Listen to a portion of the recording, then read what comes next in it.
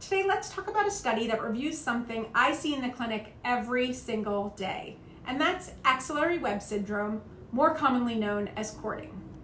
This study is entitled Comparative Effects of Lymphatic Drainage and Soft Tissue Mobilization on Pain Threshold, Shoulder Mobility, and Quality of Life in Patients with Axillary Web Syndrome after a Mastectomy.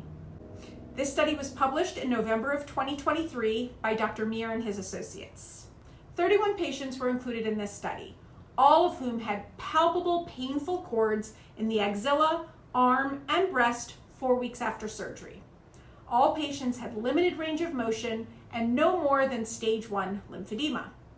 This group of patients did not have chemotherapy, did not have radiation, or any other shoulder or musculoskeletal disorders, infections, or postoperative conditions. So very straightforward, they just seemed to have cording. All patients received similar physical therapy with stretching, strengthening, and range of motion exercises, but Group A had manual lymphatic drainage, or MLD, and Group B received soft tissue mobilization treatment that included manual breaking of the cords themselves. There were not statistically significant differences in age, weight, BMI, or baseline data in either group. Results showed that both MLD and soft tissue massage are equally effective in treating axillary web syndrome based on range of motion and pain. However, better results were perceived in functional survey scores as well as girth measures in the manual lymphatic drainage group. This study suggests that breaking a cord will create microtrauma that activates a healing cascade and thereby resolves the tissue adhesion, reduces the pain, and increases the limb range of motion as a result. Now, as a physical therapist, I am trained in both soft tissue mobilization as well as MLD as a certified lymphedema therapist.